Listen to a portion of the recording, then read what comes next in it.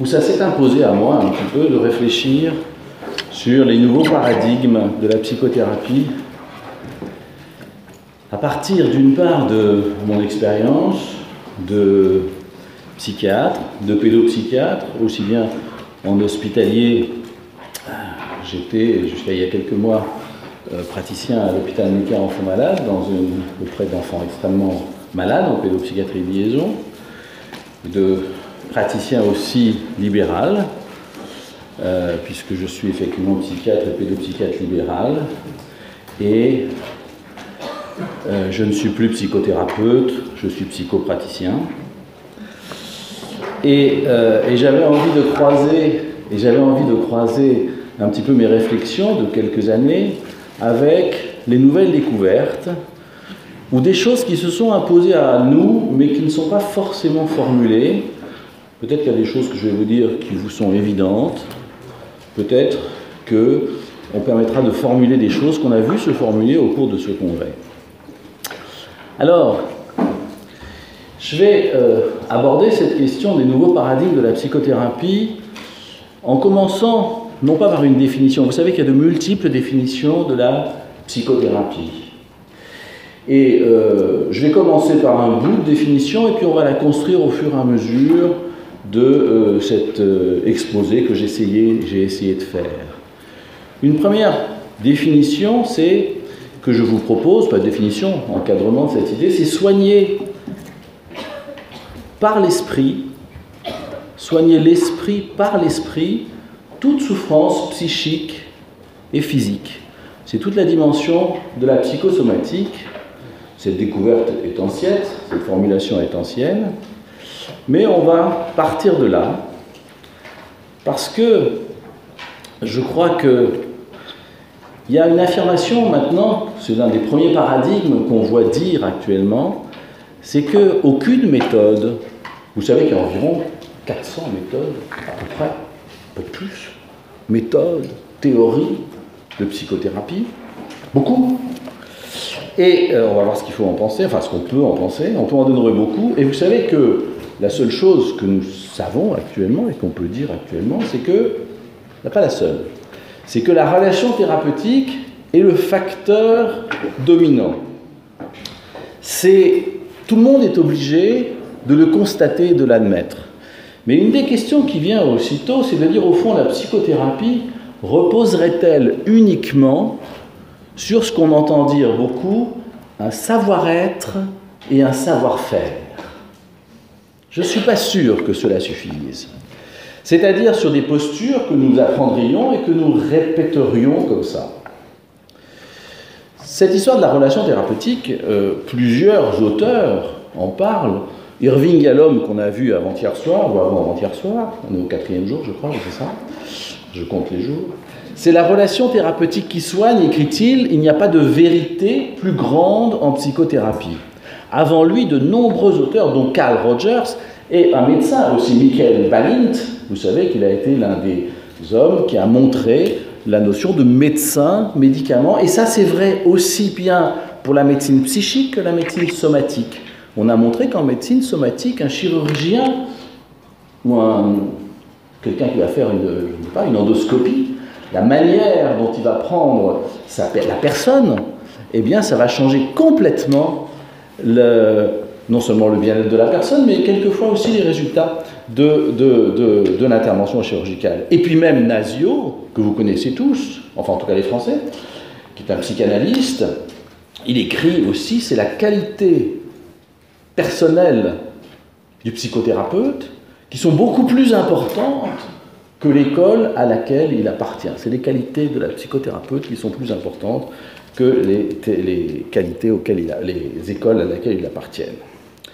Alors, je voudrais vous raconter une petite histoire, plus modeste que celle d'Irving Yalom, mais comme chacun d'entre nous, on a eu, quand on était jeune, des succès. Il nous en racontait un l'autre soir, mais comme vous, comme chacun d'entre nous, jeune interne, jeune psychologue, on a eu des succès, voilà, parce que...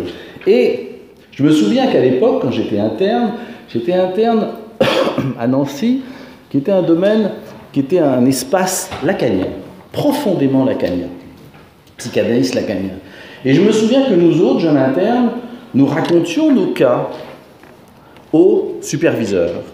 Et les superviseurs de l'époque, on a vite compris, on n'a pas eu l'écoute qu'Irving Yalom nous racontait dans son film, je ne sais pas si vous avez tous vu le film, on n'a pas eu cette écoute-là, enfin en tout cas je ne l'ai pas lu, et en fait si on ne rentrait pas dans le cadre lacano-freudien de l'école, on se faisait démolir.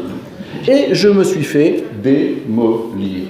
Et rapidement, nous avons appris que la seule manière de faire, c'était hier, c'était dans les années 79-80, eh bien, la seule manière de faire, c'était de mentir. Et donc, on a appris à mentir. On a appris à garder nos cas pour nous et à mentir pour les faire rentrer dans le cadre.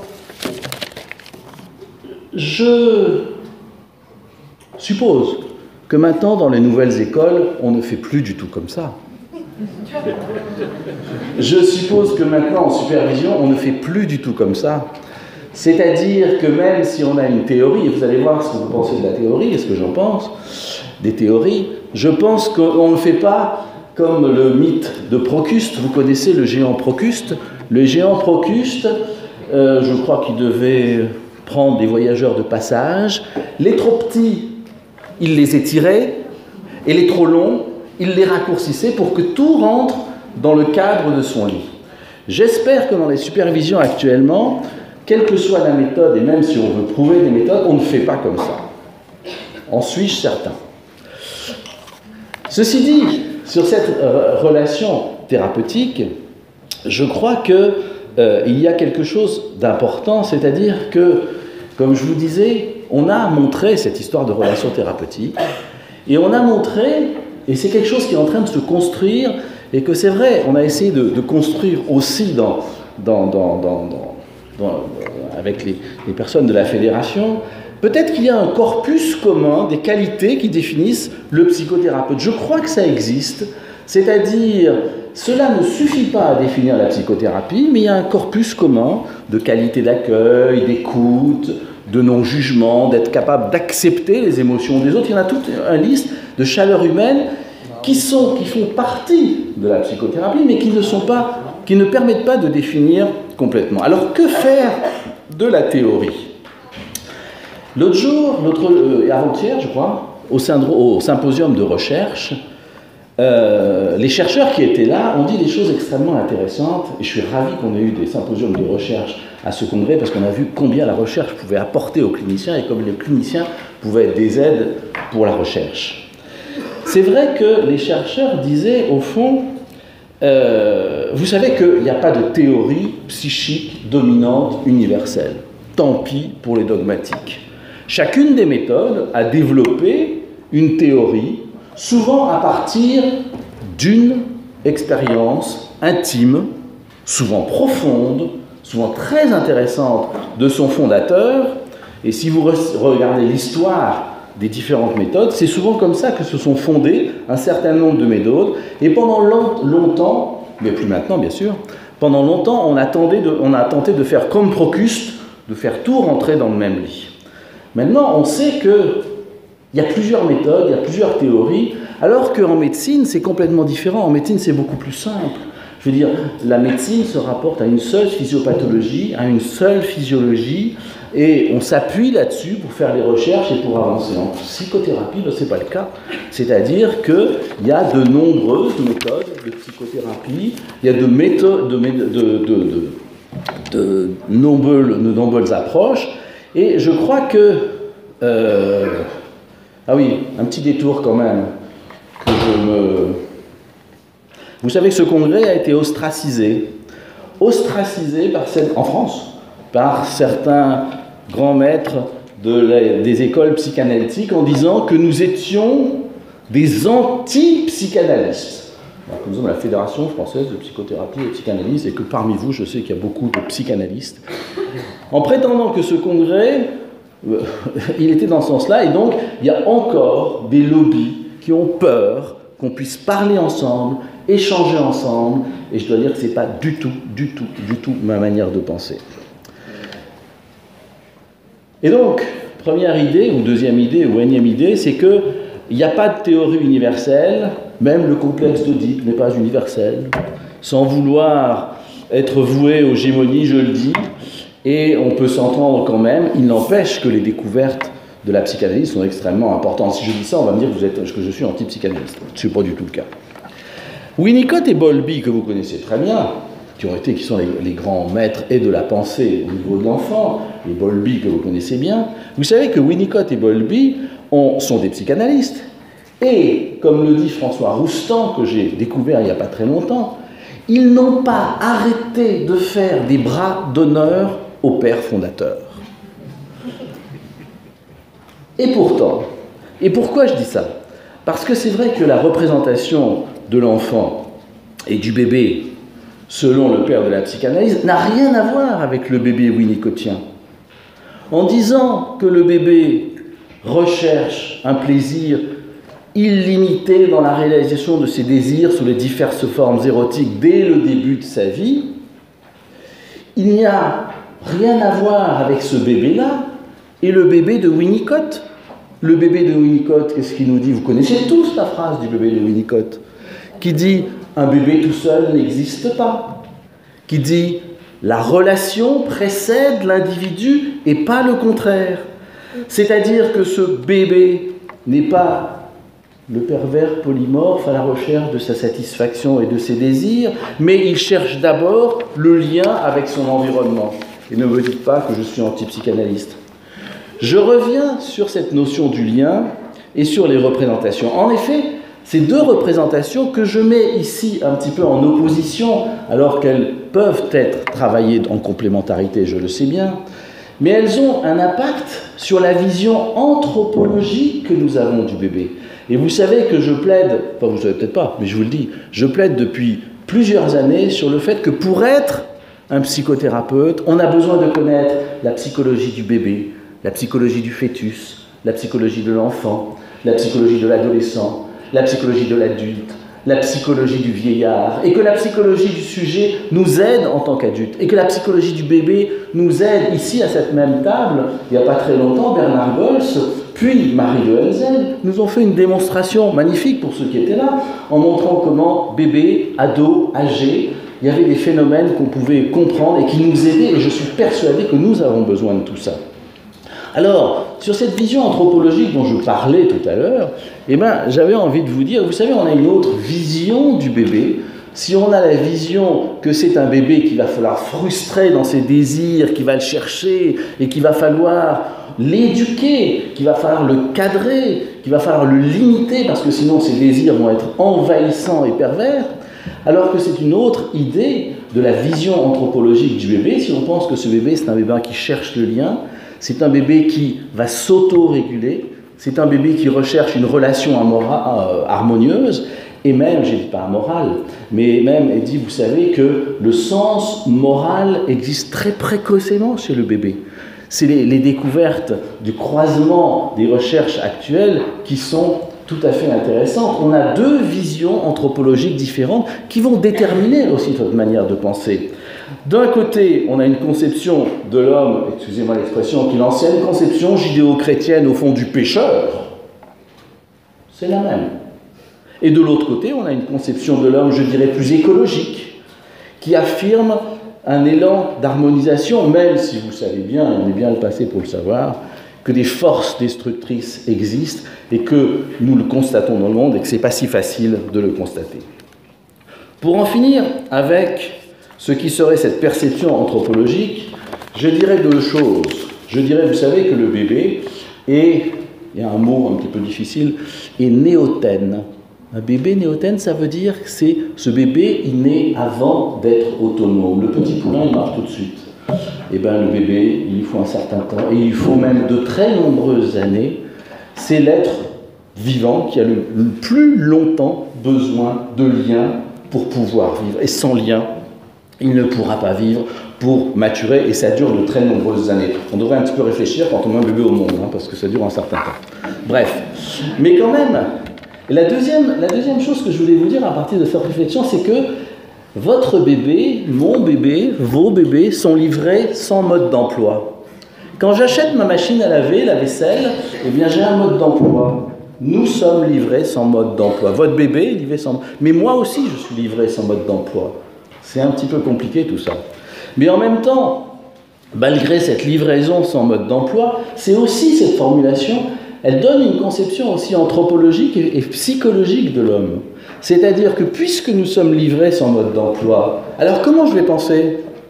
Est-ce que je vais penser, comme certains obsessionnels, est-ce que je vais penser qu'il y a forcément un mode d'emploi quelque part et il va falloir que je le trouve et il existe quelque part où je vais donner à d'autres, je vais intérioriser des modes d'emploi d'autrui? Ou est-ce que je vais penser que eh bien, ce mode d'emploi, il va falloir tout au long de ma vie le construire, le bâtir, l'inventer, le trouver, peut-être, probablement. Et donc, cette deuxième vision est aussi quelque chose qui peut nourrir aussi le cœur de nos relations psychothérapiques, parce qu'on va être avec l'autre, quelles que soient nos théories sur lesquelles je vais revenir maintenant, eh bien, il va falloir qu'on soit dans cette recherche dynamique qui fait l'art de la psychothérapie et qui est l'âme de la psychothérapie. Alors, j'en étais sur mon histoire de théorie. Est-ce qu'il suffit de savoir-être et de savoir-faire pour s'en débrouiller? Je ne crois pas. Je crois que le bon sens et la bonne volonté ne suffisent pas et il faut arrêter avec ce genre de fadaise. Nous avons besoin de théorie, je crois. Nous avons besoin de... C'est ce qui va différencier c'est ce qui va différencier un de mes bons amis qui va me donner des très bons conseils psychologiques. Souvent, l'adolescent dit « Mais pourquoi je vais voir un psy?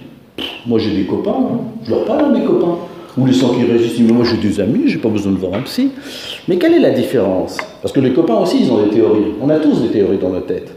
Eh bien, je crois que la différence avec le professionnel, et je dirais Monsieur Lambda, c'est que nous, professionnels, nous avons besoin d'avoir conscience des théories, des valeurs, des valeurs théoriques que nous avons. Et j'ai trouvé la réponse dans un texte qui était écrit il y a une quinzaine d'années, ou 20 ans, par M. François Roustan. Et il écrit cette très jolie phrase que je fais mienne maintenant. Il s'agit actuellement de n'être ni dans une soumission à un dogme qui va stériliser la pensée, et on a stérilisé beaucoup nos pensées, ni un refuge dans un éclectisme qui fait qu'on va piocher dans tous les râteliers, ce qui est un petit peu la tendance actuellement, et ce qui est probablement dangereux actuellement. Donc ni éclectisme, ni refuge dans un dogme. Nous avons besoin de références théoriques, nous avons besoin de références, d'avoir travaillé, mais c'est vrai que face à l'autre, dans la relation duelle, et on est seul. C'est vrai qu'on est seul, et c'est bien d'être seul, à condition de ne pas avoir peur. Mais c'est pour ça qu'on travaille pendant des années pour le faire. Tout se réapprend à chaque fois avec l'autre. C'est ce qui fait que la psychothérapie, c'est amusant. Sinon, on s'ennuierait. Alors, moi, je trouve. Bon. Alors, je voudrais vous donner 3 petites phrases qui éclairent un petit peu ce propos-là. La première est d'un écrivain, Witold Gombrowicz, qui, au moment de mourir, 6 heures, il a écrit la philosophie en 6 heures moins le quart. Il a écrit ses réflexions philosophiques et qui sont magistrales, je trouve. C'est un tout petit livre. Et il écrit cette phrase à propos de la philosophie que je fais mienne au niveau des méthodes de psychothérapie. Aucun système philosophique ne dure vraiment longtemps. Mais la philosophie a l'avantage d'apporter au monde une certaine cohérence, même transitoire. C'est moi qui rajoute. Pour les théories transitoires, il y a une très jolie phrase de François Roustan que je cite ici aussi. François Roustan dit « Oui, les théories, nous en avons besoin, mais nous avons besoin de théories autodégradables. » Nous avons besoin de théories autodégradables. C'est très intéressant et ça me faisait penser au père de la psychanalyse qui avait écrit en exergue de sa théorie « La théorie est open to revision ». Elle est ouverte à une révision. Quand il y a des gens qui ont voulu réviser, vous avez qu'à lire l'histoire de la psychanalyse, ils ont très vite été éliminés. Et puis en psychothérapie humaniste, je voudrais vous citer aussi une phrase d'un humoriste, celle de Georges Bernard Shaw. Georges Bernard Shaw, il écrit cette phrase qui est beaucoup plus facile que tous les autres. « Je ne connais qu'une seule personne intelligente, c'est mon tailleur. il reprend à chaque fois mes mesures pour que le costume m'aille. Moi, je trouve que c'est une très jolie phrase qui vaut pour nous et qui permet de comprendre cette dimension un petit peu ces relations entre théories. Alors, ça nous ouvre aussi donc sur cette première idée et cette deuxième idée qui est la notion d'intersubjectivité. Intersubjectivité est à toutes les sauces. Mais l'intersubjectivité, c'est probablement un concept extrêmement intéressant. Vous savez tous ce que ça veut dire, mais comme vous savez tous, je vais vous la réexpliquer. L'intersubjectivité, ça veut dire que vous êtes en face de moi, je suis en face de vous, je déroule mes idées, vous avez vos idées, et entre nous, on a cet espace que je spatialise, intersubjectif, qui est quelque chose dans lequel nos idées, même si vous ne parlez pas en ce moment, mais vous pensez peut-être, probablement, sauf si vous dormez, j'espère que non. Eh bien, dans cet espace, on va pouvoir mettre des choses à penser. Et cet espace intersubjectif, la reconnaissance de l'intersubjectivité dans la psychothérapie est quelque chose de fondamental, parce qu'on a dedans l'intelligence, on a dedans le respect de l'autre, on a dedans la dimension de la recherche, on a dimension, cette question de dire dans cet espace, on va pouvoir ne pas être d'accord, se respecter et avancer ensemble. Alors c'est pour ça que si je voulais rajouter un petit peu sur ma définition de départ, sur ma définition de... Je regarde un tout petit peu le temps. C'est bon. Si je voulais regarder la définition de départ, je crois qu'effectivement, il faut rajouter que nous avons, la psychothérapie, certes, c'est ce que j'ai défini tout à l'heure, mais il y a aussi cette dimension de relation dont on a défini, mais avec une théorie que je vais appeler autodégradable, si vous voulez bien que je m'approprie le mot de François Roustan, et avec une réflexion systématique permanente. Cette réflexion, elle va nécessiter non seulement une écoute, et pas une écoute neutre. L'écoute neutre, je crois que essayez de faire de l'écoute neutre avec un bébé, essayez de faire de l'écoute neutre avec un enfant, et si vous faites de l'écoute neutre avec un adolescent, vous ne ferez pas long feu non plus. C'est-à-dire que, et alors avec les adultes, ils sont un petit peu polis, mais ils n'en pensent pas plus.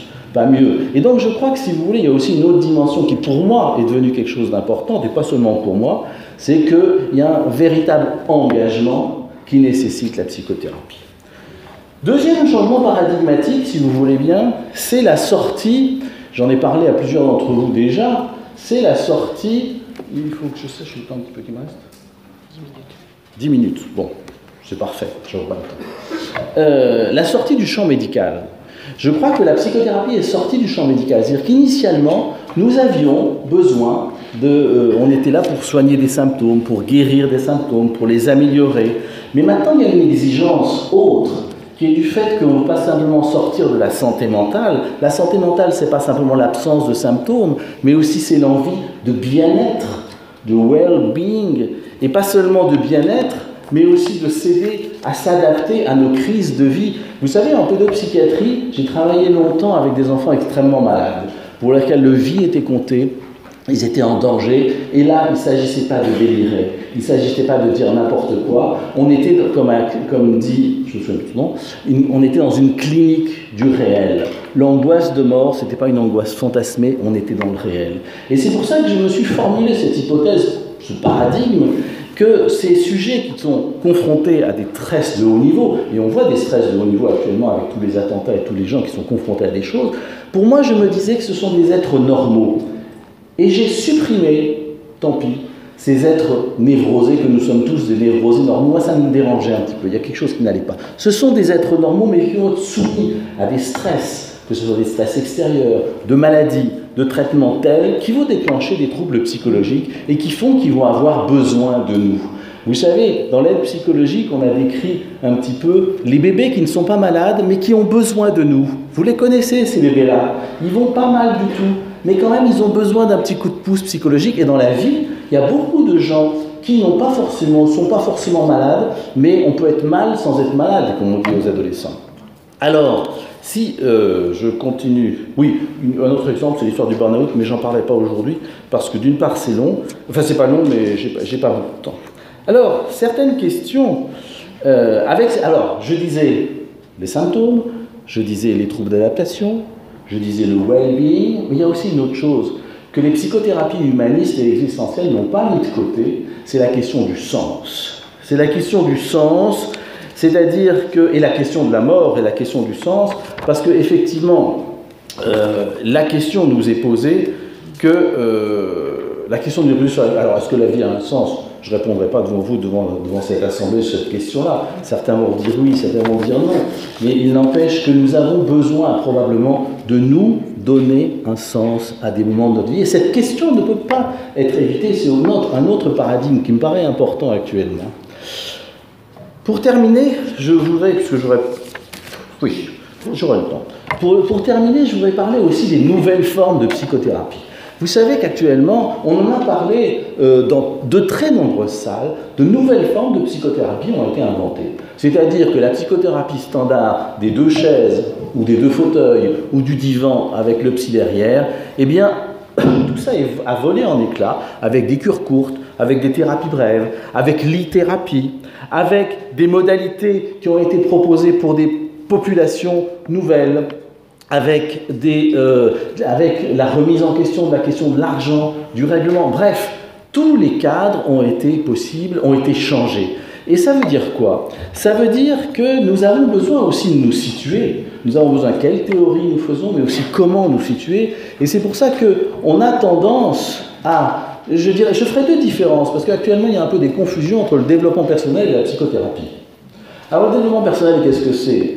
Au développement personnel, on demande à l'autre de pouvoir développer une qualité dans un but précis, avec des conseils, avec des avis. Le coaching rejoint un petit peu ça. Mais dans la psychothérapie, je dirais que c'est autre chose. Parce qu'on va... Et je vais vous donner un petit exemple. Une de mes collègues et amis psychothérapeutes m'a raconté une histoire que je vais vous raconter, qui était un père qui partait en Israël, et ses 2 filles, une de ses plus jeunes filles, eh bien, elle n'en pouvait plus de voir ce père partir, qu'il ait laissé après un divorce, et elle était grande demandeuse, et donc elle faisait des crises, elle n'allait pas bien du tout. C'est une copine d'ailleurs qui lui dit « Écoute, j'ai rencontré une psy sympa, 12 ans, va voir la psy, elle va peut-être t'aider. » Donc, entre enfants, ils se parlent, ils savent ce qui peut aider. Va voir la psy, et puis la psy constate cette situation. D'une manière un petit peu de conseil, on pourrait dire à ce père, écoutez, prenez plus soin de votre enfant, faites un peu plus attention, et tout ça va passer. Conseil. Et puis en fait, en creusant cette histoire, elle s'est rendue compte qu'en fait, derrière cette histoire qui apparaissait à la 4e génération, ce père était un homme qui était obligé de partir en Israël, ou qui partait en Israël, parce qu'il avait besoin de retrouver ses racines. Et que derrière, on avait 3 générations de personnes qui avaient... Il y avait la Shoah derrière, et il y avait un non-dit sur toute cette histoire qui réapparaissait de façon transgénérationnelle à la 4e génération de la petite fille qui avait dit à sa copine « je ne vais pas bien ». Eh bien, si vous voulez, cette dimension de la clinique de l'histoire, qui est absolument fondamentale, elle est extrêmement importante. Ce petit exemple pour vous montrer pour vous montrer une chose. D'abord que dans le développement personnel, dans les psychothérapeutes et les psychopraticiens, on utilise des activités de développement personnel. Tous, on fait ça. Faites ceci, faites cela. Des concepts de développement personnel. Et je trouve que c'est très bien, c'est pas de problème par rapport à ça. En revanche, je me méfie beaucoup quand le développement personnel se met à faire de la psychothérapie. Parce que là, ça demande un travail de préparation, un travail beaucoup plus important. Et vous en avez un très bon exemple. Vous avez tous connu ça. Vous avez tous été chez des médecins. Vous avez tous été chez des chirurgiens. Enfin, je ne sais pas tous. Et vous avez tous subi des analyses sauvages. Des analyses sauvages de certains praticiens qui vous envoient une petite phrase pseudo-psychologique, mais dont vous sortez absolument démoli parce qu'il est rentré dans votre psychisme en prétendant je ne sais trop quoi, mais il a fait intrusion alors que vous ne lui avez pas donné son passeport. Eh bien, ça, c'est extrêmement dangereux. Alors, une minute. Ah ben, une minute. Si je veux des questions, est-ce que je veux des questions? Non, je veux pas de questions. Alors, je terminerai Bon, je passerai. Alors, j'avais envie, mais je ne le ferai pas maintenant, c'est-à-dire je crois qu'il faut qu'on définisse, qu'on sache qui on est et quel niveau de psychothérapie on fait. Il y a plusieurs niveaux, on n'a pas le temps d'en parler, si vous voulez on en parlera au cours des questions. Mais je voudrais vous dire que ce changement de paradigme, c'est qu'on a vécu un autre changement de paradigme, c'est qu'on a vécu longtemps sur la clinique, sur la psychothérapie de type rétrospectif. Et il y a deux autres paradigmes qui sont en train de changer. D'une part, c'est que on a compris que cette clinique du passé, elle doit être actualisée. On a eu un bel exemple qui a été donné par l'un des orateurs, peut-être Boris Cyrulnik ou un autre, je ne sais plus. C'est-à-dire qu'on a une autre vision maintenant. Le passé, c'est celui du passé qui est actualisé. C'est-à-dire qu'on est dans la clinique de l'histoire et on est dans la clinique de l'instant. Et on ne va pas opposer les psychothérapeutes de l'instant et les psychothérapeutes de l'histoire. Cette clinique de l'histoire, cette clinique de l'instant, elle rejoint aussi cette clinique du détail dont je ne parlerai pas aujourd'hui. La deuxième chose, c'est la théorie du traumatisme. En tant que psychothérapeute, en tant que praticien de la psychothérapie, eh bien, on ne peut pas fonctionner d'une manière linéaire. La pensée psychique n'est pas linéaire. C'est-à-dire que nous sommes, pour reprendre un terme pas à la mode mais utile, qui est la complexité, nous fonctionnons de manière inférentielle. Et vous savez très bien que quand on est dans la position intersubjective que j'ai décrite tout à l'heure, que ça soit dans la brousse, que ça soit n'importe où, parce que je ne crois pas qu'il faut un cadre figé pour entrer dans une dimension psychothérapeutique, eh bien, quand on est dans cette posture-là et dans cet état, et que les deux partenaires sont d'accord, eh bien, on n'a pas une pensée linéaire de causalité, mais on a une pensée inférentielle. Et la clinique du psychotraumatisme nous montre combien des gens ont pu vivre des traumatismes importants, une fois, deux fois, trois fois. Et puis un jour, il y a un détail qui va réveiller les choses et qui va ramener, c'est-à-dire le psychotraumatisme, c'est pas un fusil, j'aime pas le terme de fusil, mais j'utilise quand même, de fusil à un coup, mais c'est un fusil à plusieurs coups. Alors, clinique de l'histoire, clinique du réel, clinique du détail, clinique du sens, clinique du corps. Vous voyez combien, quand j'ai décrit ça, je pourrais vous donner les 6 grandes catégories de la psychothérapie actuellement. Et, ah oui, je terminerai sur 2 choses. Actuellement, dans notre civilisation, on a 2 idées qui, à mon avis, est un petit peu compliquée. C'est ce que j'appelle... On a le tout à l'ego, vous connaissez? Le tout à l'ego, et puis, à part le zen, mais ça je ne parle pas du zen, ce n'est pas le sujet d'aujourd'hui, mais aussi l'idée de l'autonomie. On dit à ce petit garçon, vivement que tu sois autonome. Vivement. Et l'autonomie, qu'est-ce que c'est que l'autonomie? C'est pas de se débrouiller tout seul. L'autonomie, c'est de savoir gérer des liens. Et cette psychothérapie du lien, elle me paraît fondamentale. J'en ai parlé tout à l'heure avec Bowlby, j'en ai parlé avec Winnicott, j'en ai pas parlé avec l'attachement, mais elle nous met devant quelles problématiques? Les problématiques que nous avons besoin de faire des liens, effectivement, avec nos proches. Effectivement, ces liens, on va les travailler, on va les étudier. Les liens aussi avec notre environnement, le monde dans lequel nous sommes. Le lien aussi avec notre corps. Et vous savez, l'erreur de Descartes. Vous vous souvenez des Descartes en philosophie? Il avait eu un problème, le brave Descartes, qui a trouvé d'autres choses formidables. Vous savez que Descartes ne savait pas comment rejoindre la cervelle là-haut et puis le reste du corps. Il a trouvé une solution, il a dit, c'est tout simplement, relisez le discours, c'est dans le discours de la méthode? Non, je ne suis pas sûr que c'est dans le discours de la méthode. Peut-être. Et il dit, il y a l'épiphyse. L'épiphyse qui rejoint le cerveau et le corps. Et on était parti dans la dualité, alors que vous savez que la pensée actuellement neurobiologique, neurophysiologique, et toute la pensée psychopathologique, elle va dans une direction beaucoup plus moniste. Donc on a besoin de relier notre corps par rapport à ça, c'est tout un travail. Je termine.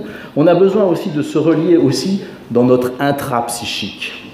Tous ces phénomènes de découplage intérieure, de relier nos différentes parties de nous-mêmes, et puis on a besoin de se relier à sa culture, à son histoire, comme mon homme de la petite histoire tout à l'heure, qui avait besoin de renouer son histoire avec 4 générations d'avant, et comme l'homme, notre collègue du Congo qui nous a raconté par rapport au... Voilà, il est là-bas. Notre collègue du Congo qu'il avait besoin de renouer par rapport à la culture, et j'ai introduit la médiation transculturelle à Necker. Et donc tout ça, on a besoin de faire une psychothérapie du lien. Je pense que c'est probablement quelque chose.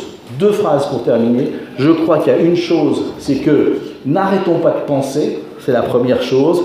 Et puis en tout cas, je crois que la vie et l'amour est plus importante que la psychothérapie. Je vous remercie.